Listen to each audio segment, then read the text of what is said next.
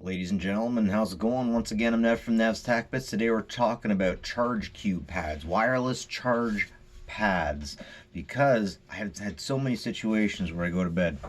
I put my phone on the charge pad. It looks like it's working.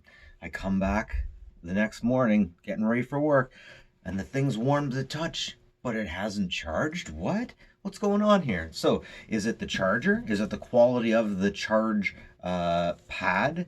Is it the charge brick? Does the brick have anything to do with it? And on top of that, could it have anything to do with the cable? So today I'm trying all of these things. I'm trying to see what makes a phone not charge and what helps a phone charge. So join me. Let's see. Today I want to do a test on these wireless chargers because I'm getting a hit or miss issues. So I left these units. I let them charge for about an hour. I came back to them and here's what came up. This unit was at 46%. It is definitely warm to the touch. It's only at 68% right now. This unit, 59%, is at 55%, so it didn't really charge very well even though it said it was. This unit over here, the iPhone, is still at 58%. It stopped charging. So I'm going to have to do this again, and this time I'm going to use 3 individual power supplies and 3 of the same type of cable. We are now at 2.5 hours in, and the results with what we have are, so 46% is what we started with. We're at 88, and that's with the dollar store version. Next up, we're sliding over 59%. The Fantasy wireless charger, we're only at 55%. The unit is definitely warm to the touch, and this unit is still where it was too. So the next thing I want to do is go out, get the same types of cables, get the same type of chargers, so we're on the same all the way around, and see if anything changes at all. Alright, new test. We got the same hardware across the board as far as it comes to the charging potential. Plug them all into the same power bar, do the same tests, and see if we get better results than we got before.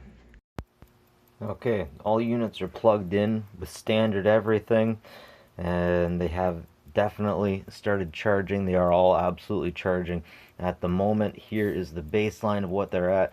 We'll come back. It is 10 after 3. We'll come back in about an hour and we'll see how they're doing. Okay, it's been an hour, so it's time for the moment of truth. This one was at 39%. It is now at 48%, so that one's been working.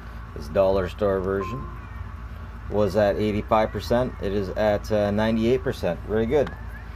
Now this one I got from the thrift is warm, and it was at 50% or 60%, and it is still at 60%. It has not moved at all. So next step that I want to do, I'm not completely happy with all this, particularly not the iPhone. It seems to be exactly what happened last time too. Maybe it's just an iPhone specific thing, but this time I am going to throw the best chargers that I have available at these units and see if it helps. So I should mention these two definitely did charge. This one did not. So I'm going to be using a 2 amp charger in this sucker, and we'll see if that helps the situation at all. Okay, so we're in a few moments later, and the phone has actually started taking a charge with the 2 amp cube. Now next I'm going to move it over to one of these other chargers and see if the 1 amp charger will also continue to charge it instead of leaving it where it is, and if it does, that means that the unit is also as important as the phone. I'm wondering if maybe the Apple phone demands a 2 amp in order to charge it properly. Alright, Apple's still at 65%, so I think it's pretty reasonable to say that the Apple chargers, or sorry, Apple phones don't like any chargers that are less than 2 amp. This is a 12 watt USB, but yeah, it's 2.4 amps. But I'm guessing 2 amps probably be the sweet spot with Apple. Next I want to go back to the original chargers, which were only 1 amp, only allowed 1 amp, and see if the charge cable has anything to do with it. Okay, so here's the results from the test. The LG G6 did not charge. The LG G7 did charge. It charged about 6% in about 20 minutes, 25, maybe half hour. So not bad. And the Apple unit did not charge. So from this, what we can pull from this is you definitely have to have the right size charger for your phone. For these two phones, I would definitely recommend at least a 1 amp unit. And for the iPhones, you want at least a 2 amp unit. And with that, we can get these chargers working as expected again.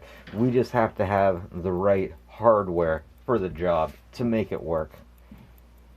So, in closing, it does matter the type of charge brick you use and the type of cable you use. A lot of these very small cables that come with external batteries, really cheap things, especially the ones that have tags saying that they can only do 1 amp.